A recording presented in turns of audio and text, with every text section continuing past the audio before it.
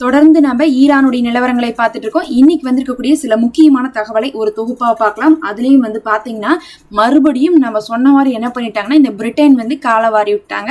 அதாவது அந்த Europe countries இருக்காங்களே, நேட்டோ படைகள், அவங்க மறுபடியும் என்ன பண்ணிட்டாங்கன்னா அமெரிக்காட்ட சொல்லிட்டாங்க, நாங்கள் நீங்கள் போய் தடுத்துட்டு இருக்கீங்களே அந்த ஹார்மோஸை, அதை தடுக்கிறதுக்கு நாங்கள் போர்க்கப்பலோட வரமாட்டோன்ட்டாங்க. என்னடா இவங்க தானே நமக்கு 2 நாளைக்கு முன்னாடி சொன்னாங்க 40 நாடுகளை கூட்டிட்டு வர போறோம், 40 போர்க்கப்பலை தூக்கிட்டு வர போறோம்னு சொன்னாங்களேன்னு கேட்டீங்கன்னா, அப்பவே நான் என்ன சொன்னேன், போர் நின்றுச்சுங்கிற தைரியத்துல பேசிட்டு இருக்கு இந்த நேட்டோ நாடுகள். நம்ம சொன்னோமா, யூரோப்புடைய அதுவும் யூகே உடைய ஸ்டாமர் அவர்கள் என்ன பண்ணாங்க, அங்கிருந்து போய் சவுதியை பார்த்தாங்க, அதுக்கப்புறம் யுஏஇ பார்த்தாங்க, கத்தாரை பார்த்தாங்க. அவரு தான் பாக்குறாருன்னு பார்த்தா இந்த ஜெலன்ஸ்கி வேற பார்த்தாரு. ஆனா ஜெலன்ஸ்கி நம்ம இந்த இடத்துல பாராட்டியே ஆகணும். அவர் ஒரு விஷயம் சொல்லியிருக்காரு, அதை நம்ம அடுத்தது பார்க்கலாம். ஆனா இந்த நேட்டோ நாடுகள் என்ன சொன்னாங்கன்னா, நாங்க எல்லாரும் போர்க்கப்பலோட வரப்போறோம், என்ன பண்ண போறோம்னா ஹார்மோஸ்ல இருக்கக்கூடிய தடைகளை உடைக்க போறோம்.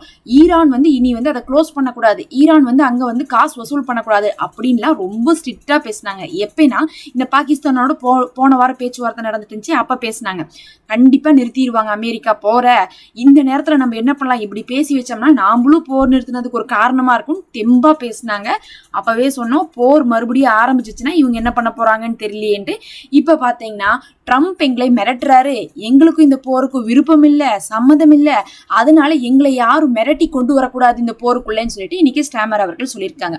உடனே ட்ரம்ப் என்ன சொல்லியிருக்காருன்னா, நேட்டோ நாடுகள் வரேன்னு சொன்னாங்க, இப்ப பார்த்தா வரமாட்டேங்கிறேன்னு சொல்றாங்க அப்படின்னு சொல்லிட்டு அவரும் என்ன பண்ணிட்டாருன்னா, நேட்டோ நாடுகளுக்கு எதிராக அவரும் ஒரு அறிவிப்பு கொடுத்தாரு. போர் நின்றுச்சுங்கிற தைரியத்துல தேவையில்லாம வீரவசனம் பேசியிருக்காங்க அப்படிங்கிறது தெரிய வருது. ஏன் இவங்க வரமாட்டேங்கிறாங்கன்னு பாத்தீங்கன்னா, அதுக்கு காரணம் டியாகோ கார்சிகோ தான். அது அங்க இருக்கும் போதே ஈரான் என்ன பண்ணியிருந்தாங்க, ஒரு 20 நாளைக்கு முன்னாடி தாக்குதல் நடத்தியிருந்தாங்க. அப்ப அதுலயே பயந்துட்டாங்க, ஓ ஈரான்ல அவ்வளவு தூரத்துக்கு போகக்கூடிய ஏவுகணைகளோட இருக்குதா, அப்ப நம்ம என்ன பண்ணணும்னா நாம இவங்கள்ட்ட வம்புக்கு போகக்கூடாதுன்னு சொல்லிதான் 40 நாளாக கம்முன்னு இருந்தாங்க இவங்கெல்லாம்.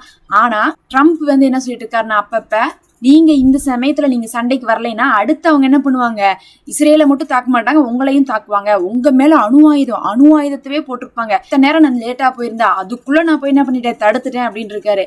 அவங்க எப்படா அணு ஆயுதம் செஞ்சாங்க அப்படிங்கறதுதான் இன்னைக்கு பல நாடுகளும் கேள்வியாக கேட்டுட்டு இருக்காங்க. ஃபர்ஸ்ட் ஈரான்ட்ட அணு ஆயுதமே இல்லை, அவங்க யுரேனியம் என்ரிச் பண்ணியிருக்காங்க. எல்லாத்துக்கு மேல அவங்க அணு ஆயுதமே தயாரிச்சு வச்சாலும் அதை கொண்டு போய் என்ன பண்ண மாட்டாங்க, யூரோப் கண்ட்ரிஸ் மேல யூகே மேல எல்லாம் போட மாட்டாங்க. அவங்களுக்கு அங்க போய் சண்டை போடணுங்கிற எந்த அவசியமும் இல்லை. அவங்களுடைய ஒரே டார்கெட் இஸ்ரேல் தான். மற்றபடி யூரோப் கண்ட்ரிஸ்க்கே தெரியும் ஈரான் நமக்கான அச்சுறுத்தலான நாடு இல்லைன்னு தெரியும்.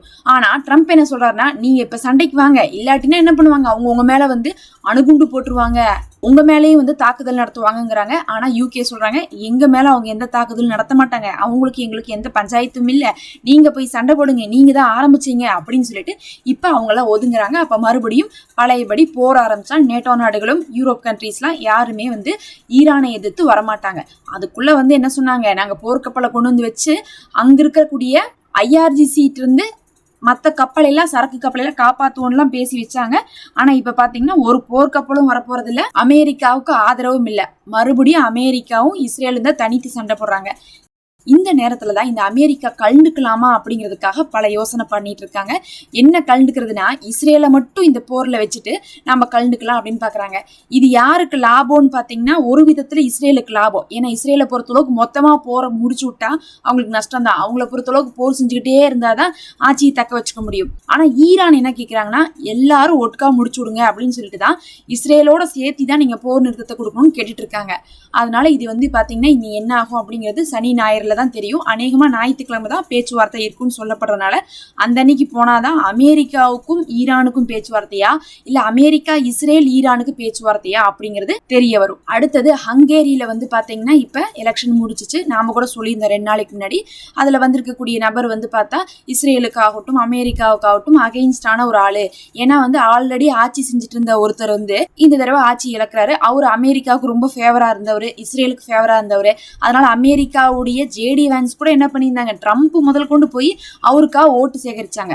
இப்ப நீங்க யோசிச்சு பாருங்க, இந்தியாவில இருந்து நம்ம போய் அமெரிக்காக்குள்ள பூந்து அமெரிக்கால இருக்கக்கூடிய ட்ரம்ப்புக்காக ஓட்டு கேட்போமா, அந்த மாதிரிதான் ட்ரம்ப் என்ன பண்ணியிருந்தாரு, இந்த மாதிரிலாம் ஓட்டு கேட்டு வச்சிருந்தாரு ஹங்கேரிக்குள்ள போய். ஆனாலும் கூட வந்து பாத்தீங்கன்னா ட்ரம்ப்பை சப்போர்ட் பண்ண ஒரே காரணத்துக்காக அவங்களுக்கு எலெக்ஷன்ல ஜெயிக்கிறதுக்கு வாய்ப்பு கிடையாது. அப்புறம் எதிர்கட்சியா இருந்தவங்க தான் ஜெயிச்சாங்க. ஆனா ஜெயிச்சு வந்தவர் இன்னும் பதவி கூட ஏற்கல. இன்னைக்கு என்ன அறிவிப்பு கொடுத்திருக்காருன்னு கேட்டா, என்னுடைய பதவி ஏற்பு விழாவுக்கு நெத்தன்யா வரணும்னு நான் கேட்டுக்கிறேன் அப்படின்னு இருக்காரு. உடனே நெத்தன்யா வந்து, நாங்க வந்து இந்த வெஸ்ட் பேங்க்ல வந்து ஒரு மீட்டிங் போட போறோம், அதுல வந்து நீங்க கலந்துக்கணும்னு கேட்டுக்கிறேன் அப்படின்னு இருக்காங்க. இப்பதான் வந்து ஒரு கட்சியை தோக்கடிச்சாங்க, இவங்களுக்கு சப்போர்ட் பண்ணாங்கன்ட்டு. கடைசியில பார்த்தா எதிர்கட்சியா வர்ற அவங்களும் என்ன பண்றாங்க, வர்ற வரி இவங்களெல்லாம் எதிர்த்துட்டு யூதர்களையும் நான் விட மாட்டேன் அது இதுன்னு என்னென்னமோ பேசிட்டு, இப்ப கடைசியில பார்த்தா வந்ததுக்கு பிறகு ஆட்சியே இன்னும் அமர்த்தல, அதுக்குள்ள பதவி ஏற்கறக்கே வந்து நெத்தனியாவை கூப்பிடுறாங்க.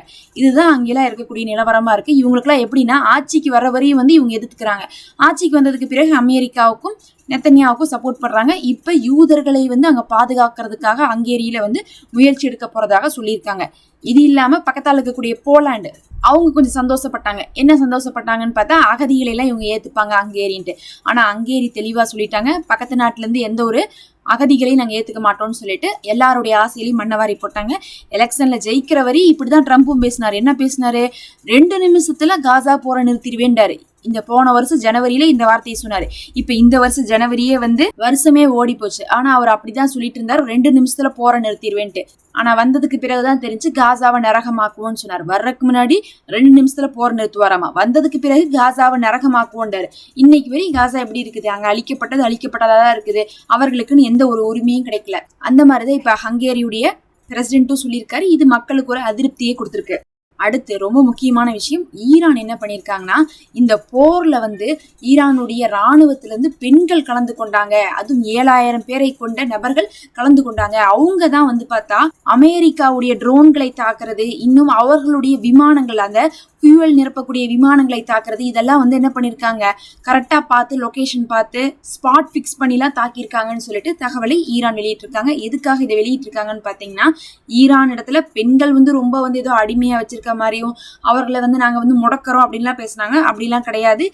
எங்களுடைய பெண்கள் வந்து நியூஸ் சேனல்லையும் வேலை செய்கிறாங்க, எங்களுடைய பெண்கள் வந்து பார்த்தா போரில் ஈடுபட்டிருக்காங்க, எங்களுடைய பெண்கள் வந்து பார்த்தா அணு உற்பத்தி செய்யக்கூடிய இடத்துலையும் இருக்கிறாங்க. எல்லாத்துக்கும் மேலே அமெரிக்காவுடைய விமானங்களை தகர்த்ததுலேயே வந்து பார்த்தா எங்களுடைய பெண்களுக்கு வந்து அதுல பொறுப்பு இருக்குது, அதுக்கு அவங்களுக்கு பங்கு இருக்குன்னு சொல்லிட்டு இன்னைக்கு ஈரான் சொல்லியிருக்காங்க. பெண்களும் இந்த போர்ல வந்து ட்ரூ ப்ராமிஸ் போர்ல என்ன பண்ணியிருக்காங்க, கலந்துருக்காங்க, இன்னும் கலந்து கொண்டுதான் இருப்பாங்க. ஈரான்ல ஒரு போர் அப்படின்னு சொல்லி வந்தா அதுல பெண்கள் படையும் இருந்து கொண்டுதான் இருக்காங்க. முக்கியமா ஆப்ரேட்டிங் பண்ணக்கூடிய லெவல்ல அவங்கள வச்சிருக்காங்க. இந்த மிஷின்ஸ் எல்லாம் ஆப்ரேட் பண்ணக்கூடிய இடத்துல, இன்ஃபர்மேஷன் எல்லாம் சென்ட் பண்ணக்கூடிய இடத்துல எல்லாம் அவங்கள வச்சிருக்காங்க. இது மூலமா ஈரான் வந்து பெண்களுக்கும் சம உரிமையை வந்து என்ன பண்றாங்க, அவங்க நாட்டுல வந்து கொடுத்துட்டு இருக்காங்க. அங்க வந்து ஹிஜாப் சிஸ்டம்லாம் இருக்குது அப்படிங்கிறது உண்மைதான், சரியாவுடைய திட்டங்களை வந்து அவங்க ஃபாலோ பண்றாங்க அப்படிங்கிறது உண்மைதான். ஆனா அதுக்காக வந்து பெண்களை வீட்டை விட்டே வெளியே விடல, அவர்களை வேலை பார்க்கவே விடல அப்படிங்கிறதெல்லாம் கிடையாது. கடந்த சில தினங்களுக்கு முன்னாடி, ஒரு சில மாதங்களுக்கு முன்னாடி ஈரான்ல என்ன பண்ணியிருந்தாங்க, அந்த 12 நாள் போறப்ப வந்து கரெக்டா ஈரானுடைய ஒரு பெண் செய்தி தொகுப்பாளர் செய்தி சொல்லும் போதுதான் அந்த பில்டிங் மேலேயே வந்து தாக்குதல் நடத்தப்பட்டுச்சு. அப்ப கூட பாத்தீங்கன்னா அந்த பெண் தைரியமாக வந்து செய்தியெல்லாம் சொல்லியிருப்பாங்க. அப்பவே வந்து ஈரான் வந்து அதை ஒரு பெரிய ஹைலைட்டா காமிச்சிருந்தாங்க. உலகமே பேசக்கூடிய ஒரு பிரேக்கிங் நியூஸா இருந்துச்சு. எந்த அளவுக்கு பெண்களுக்கு உரிமை வந்து ஈரான் கொடுத்துருக்காங்கன்னு பாருங்க. அவங்க தைரியமா வந்து தாக்கப்பட்ட பில்டிங்ல இருந்து கூட மறுபடியும் நியூஸை கண்டினியூ பண்ணி சொன்னாங்க அப்படின்னு சொல்லியிருந்தாங்க. அந்த மாதிரி வந்து பெண்களை வச்சு நாங்க போரும் செஞ்சு கொண்டு இருக்கோம் அப்படிங்கறது கௌரவமாக, கண்ணியமாக, ஒரு கர்வமாக என்ன பண்ணிருக்காங்கன்னா ஈரான் வெளியிட்டிருக்காங்க. இதெல்லாம் தான் இப்ப வந்து முக்கியமான தகவல். அடுத்த வீடியோல பார்க்கலாம். சப்ஸ்கிரைப் பண்ணிக்கோங்க.